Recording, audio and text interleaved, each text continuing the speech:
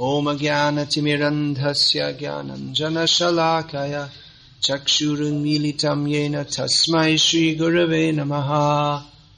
Of course, Nanda Maharaj was quite opulent. He had so many cows. But then there were so many Vaishyas in different places who had so many cows. And the gopis were engaged in their ordinary activities of milking the cows, churning the butter. But the special feature of the inhabitants of Vrindavan, for which they're glorified even today, is they were always absorbed in thoughts of Krishna. So in the same way, one may be an ordinary resident of Togliatti. He may not be highly educated. He may not have a very high position in society, just an ordinary person. But if he engages in Krishna's service, then he becomes very special. In Krishna's eyes. Krishna, there were so many great people in the world at that time. Big, powerful kings like Kamsa, Jarasandha, and others. Dhamaghosh, and so many others. But Krishna didn't have any particular interest in them. Krishna is the Supreme Personality of Godhead. But he was interested, the greatest of all people. He's the greatest of all people. His name is there, Purushottam, the greatest of all people. But he liked the Vrajavasis, the inhabitants of Vrindavan, more than anyone, because they simply loved him. So Chaitanya Mahaprabhu taught us to follow in the footsteps of the inhabitants of Vrindavan. So wherever you are, in whichever part of the world, whether you are living in Vrindavan or whether you are living in Togliatti, we have to pick up this mood of serving Krishna, loving Krishna, chanting about Krishna. That is particularly easy to do in the association of other devotees. Satang prasangan mama virya samvido bhavanti hrit karana rasayana kata taj joshanat ashva pavargavat mani shraddha ratir bhaktir anukarmishyati. This is the description of Lord Kapila Dev. He says that in the association of devotees, discussion of the topics of Lord Krishna is very pleasing. It's very pleasing to the ears. It's very pleasing to the heart. It is rasayana katha. Means it's like these speeches, it's like medicine. Here, of course, in Togliatti, we have the Hare Krishna Health Center. So our advice for all Krishna conscious doctors is this, that just like Murari Gupta, the great devotee of Lord Chaitanya, who was also a doctor, Bhavarog, Deharog, Due Kare Khai, means that he treated the physical ailments of his patients, and at the same time, he treated their material disease, and he also treated the disease of birth and death. Deha rog. Deha means body. Just like we have that verse, Dehinosmin yata dehe. Within the body, there's the owner of the body. Deha rog. Rog means disease. Deha rog and bhava rog. Bhava means material life, repeated birth and death. So, this disease of repeated birth and death was also treated by Murari Gupta. He used to give his patients the medicine. That is Rasayana Katha, the medicine of hearing about Krishna. That's also stated by Parikshit Maharaj. Parikshit Maharaj was very attentively listening to Shukadev Goswami. And he was simply enjoying listening to Shukadev. And even though he was a great devotee from his birth, still he felt there was some material attachment. You can imagine if you are the emperor of the whole world, you may be attached to wife, home, children, families, servants, kingdom, prestige, position, all these things. So Parikshit Maharaj, he was hearing from Shukadev, and he felt all his attachments go away just by hearing. So after hearing 9 cantos of Bhagavatam, then he started to hear the 10th canto. And he expressed his appreciation to Shukadev Goswami with this very important verse, which Prabhupada quotes at the beginning of the Krishna book. Nivrittatar shai rupagiya manat bhavo shodach chotra mano viramat ka uttama shloka gunanavadat kuman virajeta vina pashuknat. The meaning of this is Nivrittatar shai, same word is given, bhava shod. This is the medicine. There's bhava rog is one thing, and then bhava shod, bhava rog means the disease of material life. And bhava-shod means the medicine for the disease of material life. So what is that bhava-shod? That medicine, same thing Kapila Dev, Rasayana Katha. The medicine is hearing about Krishna. So who will take pleasure in hearing that? Those who are nivritta trishna. There's one word, Krishna, and another word is trishna. So we don't want Krishna, we don't want Trishna, we want Krishna. Trishna means material attachments or longings. But what we do want is Trishna for Krishna. We want to be longing for Krishna. Longing means, oh, when will I see Krishna? This feeling. Heartfelt desire. Lalasa mai. Lalasa. Have you seen that word in the songbook? Siddhi lalasa. It means very strong desire, hoping very much. Trishna is a little different. Trishna, actually the word is thirst. It means thirst when you're thirsty for Krishna. So Nivritta Tarishari. Tarisha means Trishna, same thing. So one who is free from material longings, material desires, then he can start to really appreciate Krishna. Someone who is very materially attached, they cannot appreciate hearing about Krishna. So when the material disease starts to go down, then if we give topics of Krishna, that will be very good medicine. Just like a good doctor knows that different medicines have to be given to different patients in different conditions. So hearing about Krishna is very good medicine. But in the beginning, people, they may not be able to take it. So in the beginning, the two main treatments, that is Oshad and Patya, means medicine and diet. Diet, of course, is also very important. So our medicine is chanting of Hare Krishna. And the diet is Krishna Prasad. And the hospital is centers of ISKCON. And all the diseased people in the world can come here and take this treatment. Sometimes even devotees, they say, what is this?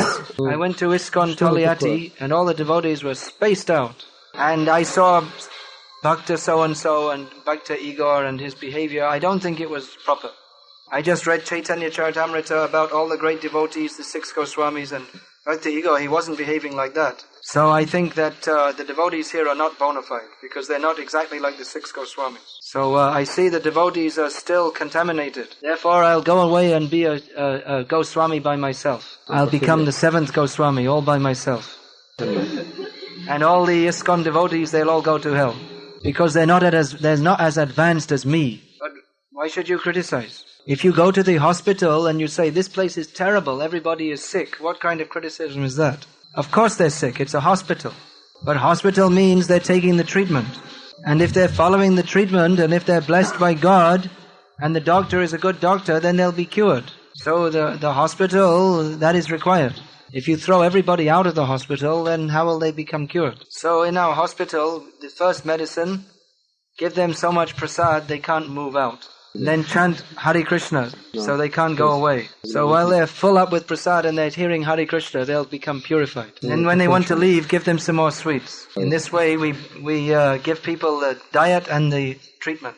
And when they start to think that actually this is something very nice, even if my stomach is bursting, pretty good prasadam. That Prabhupada said most of our devotees, they're all prasadam bhaktas. So many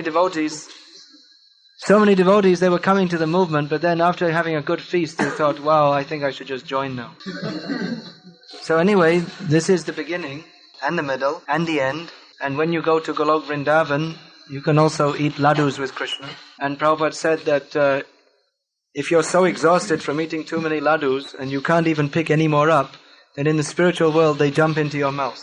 Of course, here you have to pick them up. So anyway, our program is very simple and nice, chanting, dancing and feasting. But we also have to hear about Krishna very seriously. That is the advanced level of treatment. If we hear about Krishna, that will very quickly make our faith firm. Firm, solid, fixed. That Kapila Devi is describing. Rasayana Katha, Tadjoshana Dashva Pavagavatnani Shradharatya Bhaktir Anukramishati.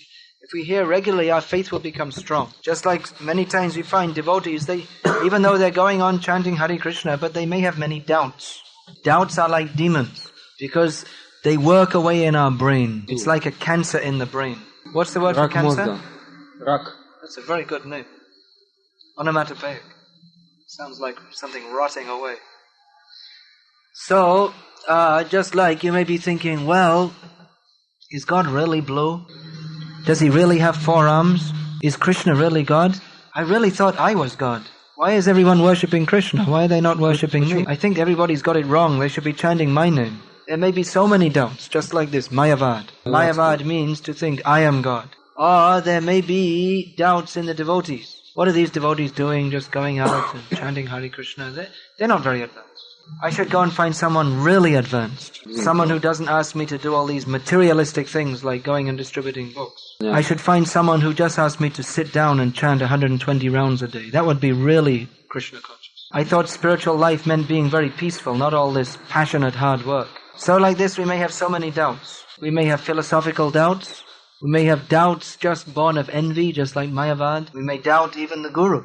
That, well, I mean, he's just an ordinary guy. Of course, these kind of thoughts are hellish. And if we think like this, we go to hell. Savai naraki sa, that Padma Purana says. Arche Vishnu Shila Dhir Gurushu Naramatir Vaishnave Jati Buddhir. There's so many things are given. That if anyone thinks the deity is simply some made of stone or metal, if anyone thinks the Guru is just an ordinary man, if anyone thinks the Vaishnavas are just ordinary people, if anyone thinks the holy name of Krishna is just an ordinary sound, Shri Krishna Namni Mantra Sakale Kalushahe Shabde Anusings. If anyone thinks the Charanamrita, washing the feet of the Supreme Lord, is just some ordinary water, if anyone thinks any of these things, he is a candidate for going to hell very quickly and staying there for a long time. But these doubts come in people's minds. If it didn't, then why would people go away? If one is completely convinced that Krishna is the Supreme Personality of Godhead, and I have no other business than to serve Him, then we'll never go away under any circumstances. If one is convinced that Krishna is the Supreme Personality of Godhead, and my only business is to serve Him, then it doesn't matter if the living conditions are very difficult. It doesn't matter if it's very crowded and the prasad isn't as good as we'd like it to be according to our estimation. It doesn't matter if we have to go out and distribute books in minus 30 degrees centigrade. It doesn't matter if sometimes some devotees, due to whatever reason, they may say some things which we don't like. None of these things matter because we know we're going to Krishna. Not only do these things not matter, but it all becomes blissful. A devotee sees that everything is an opportunity for me to serve Krishna better. But because we are not on that level, we have so many doubts. And sometimes those doubts, they grow like a cancer in the brain, and then we come to the very intelligent conclusion that I should leave this movement. I shall stop chanting Hare Krishna and become a Protestant preacher. So many crazy ideas people have. So, these doubts, they should be smashed. How? By hearing. Hearing regularly. And what kind of hearing? That hearing should be according to our need. Just like the doctor prescribes according to the need. For some patients he may say, now you have to take very bitter medicine. Very bitter medicine. For some patients he may say, now operation, cutting, surgery. For some patients he may say, you sit in the sun lamp. But generally those who have so many doubts, they should hear basic philosophy again and again. These doubts should be cut out. Sometimes devotees, they think, I just want to hear about Krishna's sweet, sweet pastimes in Vrindavan. But it's like going on eating sweets when you have cancer. If you don't have full faith in Krishna, then you may hear all these things and you may, out of some sentiment, think it is very nice. But the cancer is growing, growing, growing. You may not recognize the cancer. Just like many times it happens, someone has cancer and they don't even know about it. And they may have already come to a very serious condition, and then the pain begins. And at that developed stage, it's very difficult to save them. That's why you should regularly see a doctor for diagnosis. So if you go to see the doctor and he recommends, okay, now you have to take this bitter medicine. No, I only want to take sweet medicine. Okay, then you be sick, you die. If you think, no, I only want to hear about the very sweet, sweet pastimes of Krishna. But you don't understand who is Krishna. You don't understand our position as the servant of Krishna. Then you have cancer, spiritual cancer. You're taking the wrong food, wrong medicine. That will act as poison on you. So we have to hear properly and we have to hear what is proper for us to hear. We have to take treatment in the proper way. Prabhupada set up this International Society for Krishna Consciousness. Prabhupada was an expert doctor. He was empowered by Chaitanya Mahaprabhu to treat the whole world. He knew what people needed to do to become purified. What is that? Chant Hare Krishna. Associate with devotees. Go out on Sankirtan. Chant Hare Krishna in public. Distribute these books. That will purify you. Don't try to invent your own method. And see how Prabhupada was preaching. He was always cutting the doubts, cutting the doubts, cutting the doubts, cutting Mayavad. cutting the bogus ideas of the atheistic scientists, cutting our excuses for surrendering to Krishna. So this way we should take to Krishna consciousness. If we take to Krishna consciousness in this way, our success is guaranteed. Personally, I find it astonishing that so many people come to Krishna consciousness, and though even after hearing about it, they don't get full faith. They just take it as a kind of sentiment. They like to chant and dance a little bit, but not very serious. Means they're not hearing properly. As Prabhupada used to say, they have cow dung in their head. No proper brain. This Sankirtan movement is meant for who? Krishna Varnam Tvisha Krishnam Sangopangastra Parshadam Yagyai Sankirtana Prayer Yajanti Hi. Last word? Sumedhasaha. Sumedhasaha means very intelligent. Krishna has appeared in this Kali Yuga as Chaitanya Mahaprabhu. He is worshipped by Sankirtan Yagya, by those who are of very intelligent, very good, purified intelligence. Intelligent means what? Does it mean you're a PhD, MSc, whatever? No, you can be a PhD and be the greatest fool in the world. Anyone who's preaching in different parts of the world, they have experience of this. We meet so many people who are supposed to be intelligent, but they're absolutely foolish, stupid idiots. They have big, big degrees and they speak in big, big words. The astro-logarithmic asphium of they speak all these big, big words. But they don't even understand the most simple point of spiritual knowledge. They can't even understand that we're not this body. Such fools. Prabhupada used to say PhD means plow department. Plow. PH means plow and D means department. Plow department. Plow means for plowing the field. If they can't understand they're not this body, then they should just go and work in the field, which doesn't require any brain. So intelligent person means who understands that Krishna is the Supreme Personality of Godhead and I am His servant. You don't have to be a brilliant intellect to understand this. Sometimes people come to Krishna consciousness and they try to understand everything with their intellect. They try to adjust everything according to their mental concoction. But you cannot understand Krishna like this. Even if you try for millions of years, Krishna cannot be understood by mental adjustment. Pantastu koti shatavatsara sampragamyo vayoratapi manaso munipungavanam sopyastiyat pavadasimnya vinchintya tatve govindamadi purushantamaham bhaja. The yogis, and they're trying, traveling at the speed of mind by their mental calculations to understand Krishna. But even in millions of years, they cannot reach even to the tip of the toe of His lotus feet. So how can you understand Krishna? We just have to get a little of Krishna's mercy.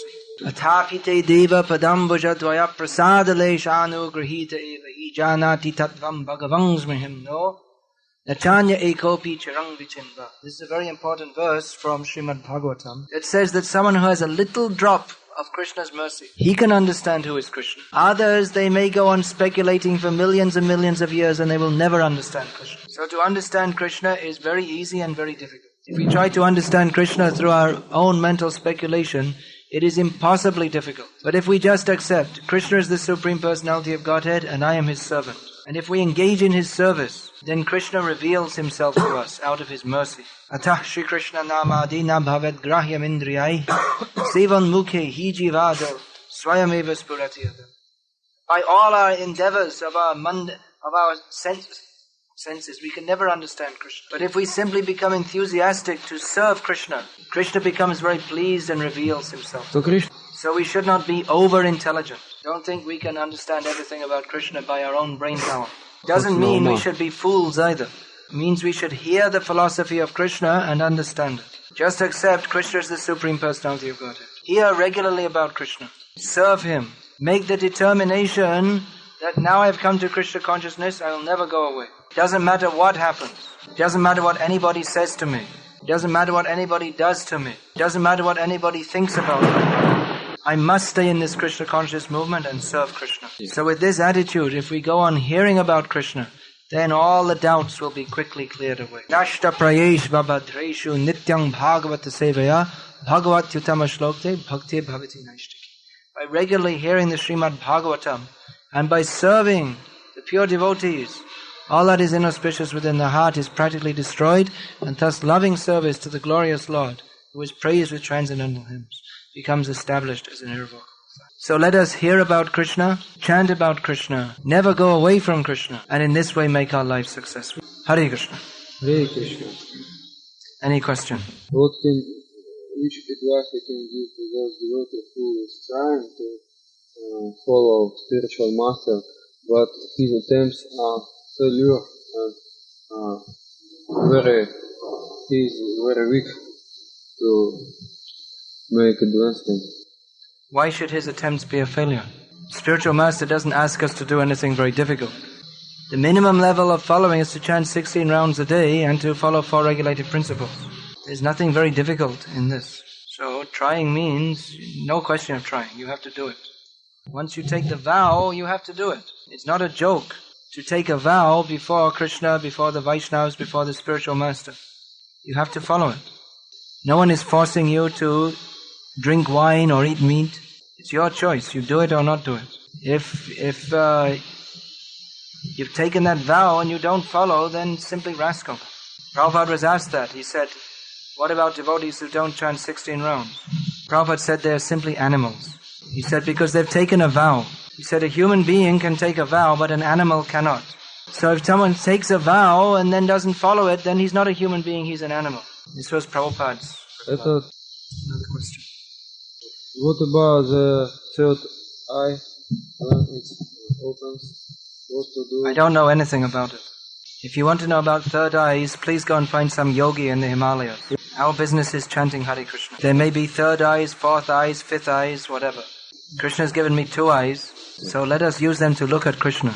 Yogi nama sarvesham madgatena antaratmana shraddhavan bhajate yomam sameyuktatamo mata. The best of all yogis is one who's always thinking of Krishna. You don't have to worry about third eyes, or chakras, or kundalini, or anything like this. This is just all a complete waste of time. It's just a diversion of Maya, that's all. It's got absolutely nothing to do with spiritual advancement. Spiritual advancement means to love Krishna.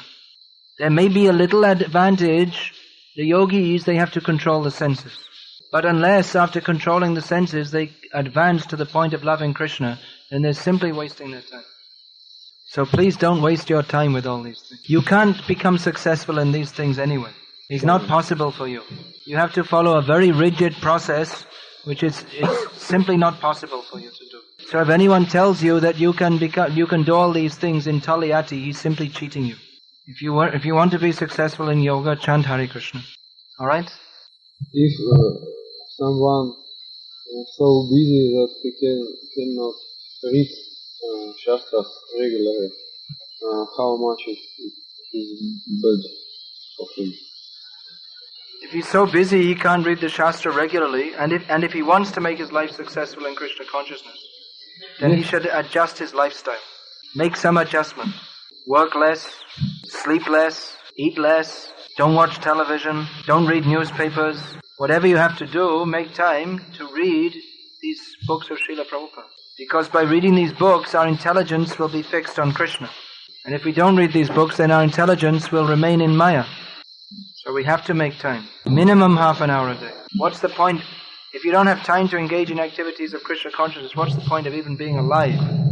If we can't improve ourselves spiritually, then we're just heading towards the lower species of life. It means our human life is being spoiled.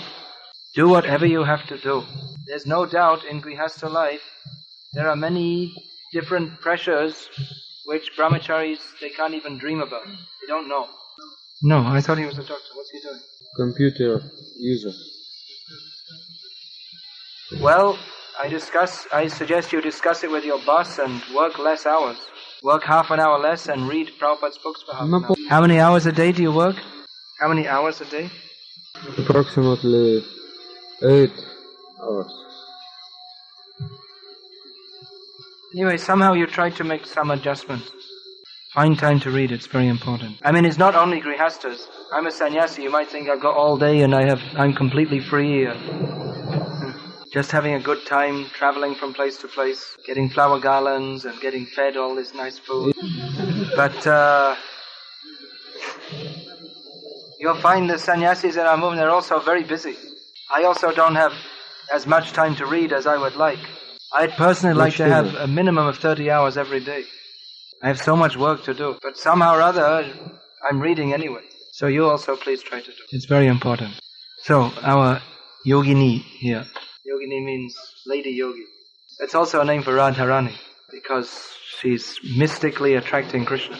Anyway, what's the question? Subtle sensation or extra sensation, is it good or not? If it helps you to think of Krishna, it's good. If not, it's useless.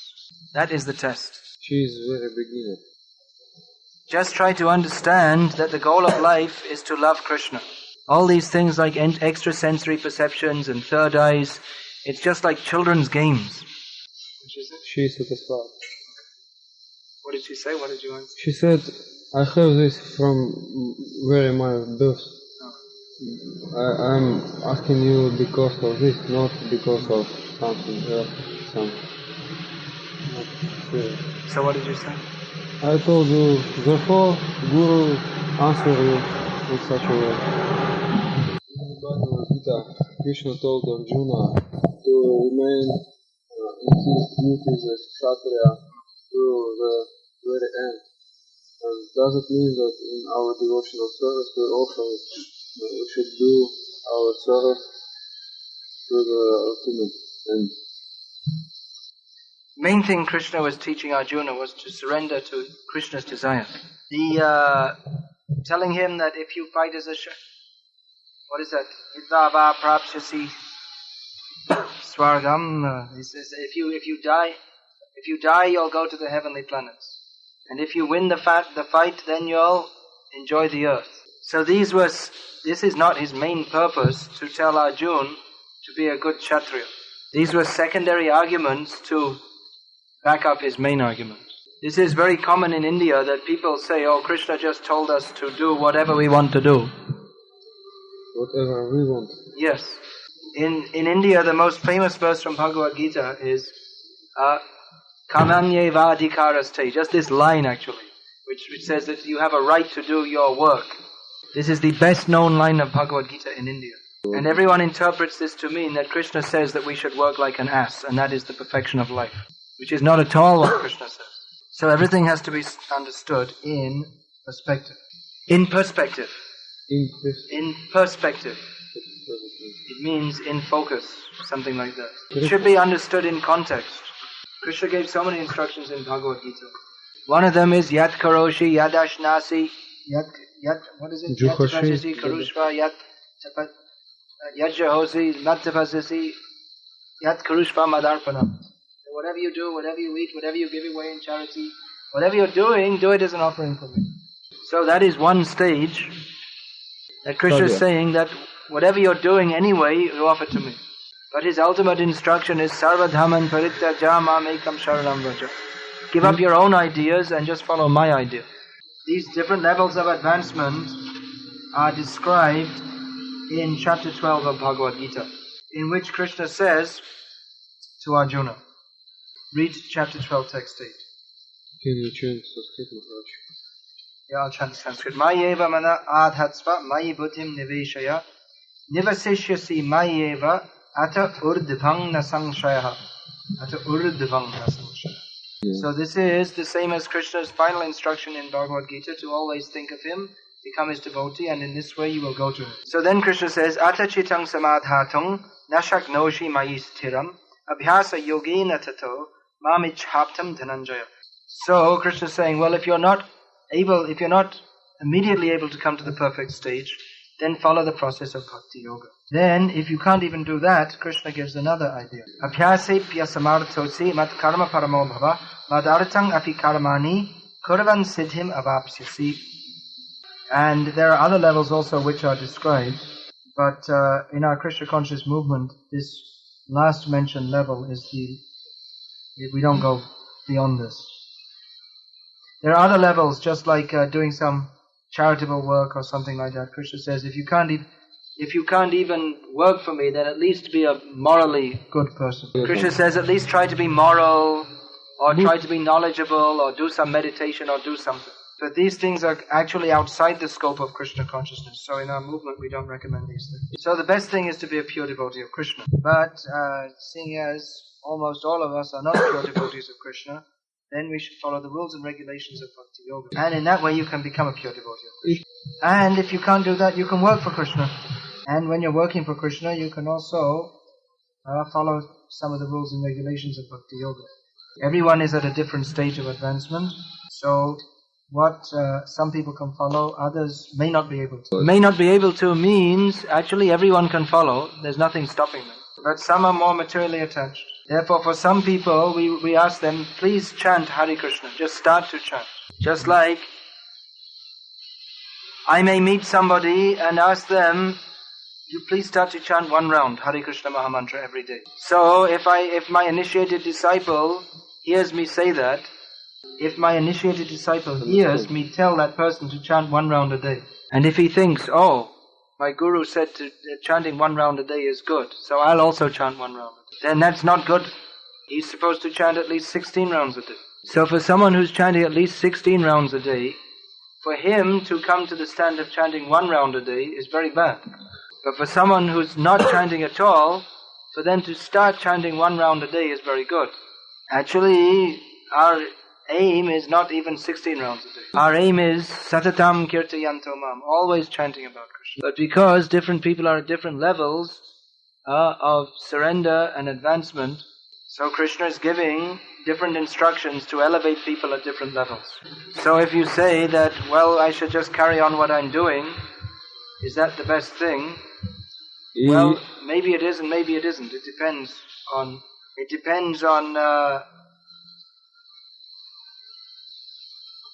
your own level of advancement and surrender. Our general principle is to always go forward in Krishna consciousness.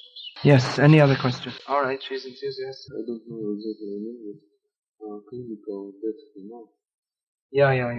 What does it mean in Krishna consciousness? Clinical death in Krishna consciousness. I never heard such an expression. Clinical death happens in clinics. She means simple clinical death. What does it mean in the... What is the definition of death? Is that what she's asking? No, she's asking clinical death. For example, death... Someone, they're all got all the tubes in their body and they're just being maintained alive. When they're considered dead, but they come back to life again. Like that. Yes, no. In the Bhagavad Gita, Lord Krishna describes that when the soul leaves the body, that is called death. Now, in some cases, the soul, even having left the body, goes back into the body. Or sometimes the body shows symptoms of death when it's not actually death. Is that alright?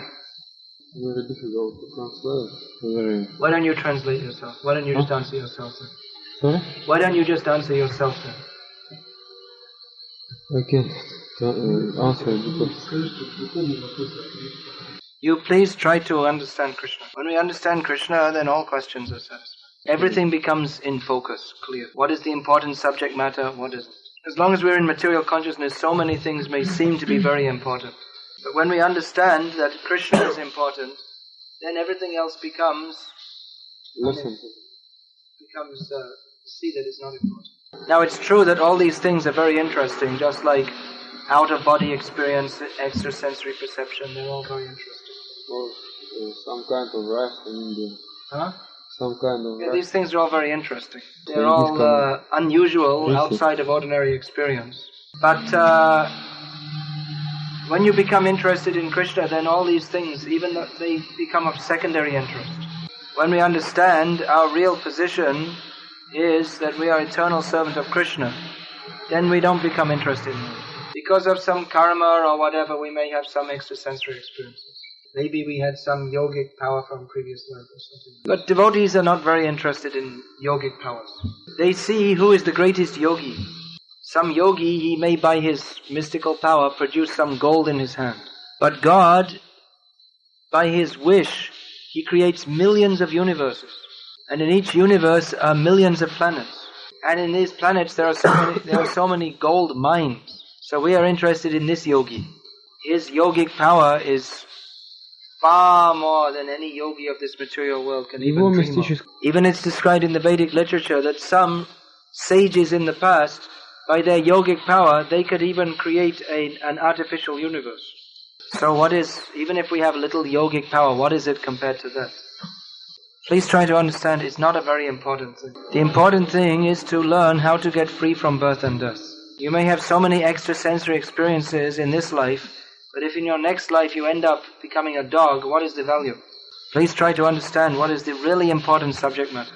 Even if by yogic power you can travel all over the universe, that won't get you free from birth and death. The really important thing is to get free from birth and death. That you can do, and even far more than getting free from birth and death, you can get simply by chanting Hare Krishna. This chanting Hare Krishna gives the greatest mystical benefit, because it lifts you out of the body beyond this material world. This chanting of Hare Krishna converts material into spiritual. Those whose mystic vision is not very developed, they cannot see it. But those who have got developed devotional mysticism, they can see that this place here is none different from the spiritual world. Really developed mysticism is to see God everywhere. Yomam pashyati sarvatra sarvang cha mayi pashyati. To see Krishna everywhere and Krishna in everything. So you please try to develop this mysticism. There's a far, far greater mysticism than this little tricks. How can we develop love to our spiritual master quickly? Well, you're supposed to have love for your spiritual master already. Why should you not love him? If he's saving you from birth and death and giving you Krishna, then only a very ungrateful person would not be loving. You should act in that relationship of love. Just like in the traditional Vedic system, children were married. Yes. Still in India you find the girl is 4 years old, the boy is 7 years old, and they're married. Even though it's against the law, it still goes on. So they don't immediately live together, but when the girl and boy get a little older, the parents of the girl start to send her to serve the boy. From about the age of 10 or something like that, she'll start to cook some chapatis and sabji and take it to the house of her husband and serve him with it. Because by the age of 10, in any traditional family, any girl can cook chapati, sabji and so many different things. So she understands my relationship is fixed up with this boy. And my duty throughout life is to serve him. And if I do that, I'll be happy. So even though in the beginning there's no relationship, because she goes on serving submissively, then naturally the love grows. The love is nourished by service. And when the husband is satisfied and gradually they grow older and they live together. So when the husband is satisfied and he sees the girl is always serving him very faithfully, he also becomes pleased. And then he's very pleased to execute his duty as husband, which is to protect her, give her clothing, ornaments, and so many different things. This actually in the Western countries they have this idea you should fall in love, which just means that they're attracted on the basis of lust. They look at each other with lusty eyes and they become attracted. But in India you'll find in traditional marriages they don't even talk about love. It's just understood. The wife loves the husband and she serves him. I saw one book, it was by some stupid American women's liberation person, who went to India and she thought the condition of Indian women was horrible. They live such a horrible life. They don't wear miniskirts. Miniskirt means a dress which goes up to here. After they get married to their husband, they don't mix with other men. They don't get divorced 5 or 6 times in their lives. What a horrible life. So she asked one woman, "Do you love your husband?" The woman thought about it for some time, then she said yes. Then she asked her why, and she replied, "Because he's my husband." And this American stupid woman thought this was the most stupid reply that anyone could ever hear. But that, for the Indian woman, that is exactly the correct answer. Of course you love him because he's your husband. Because that relationship is fixed up. There's no, means you may have good feeling towards all others, but your particular relationship is with him. So in this way, there shouldn't be any particular question whether or not you love your guru. Of course you love your guru. You love him because he's giving you everything. He's giving you Krishna. And you make that love more and more and more and more by serving. When you hear the instructions which cut away your maya and fix you up in Krishna consciousness, you become more and more and more grateful. This whole question, it's based on the Western idea of love.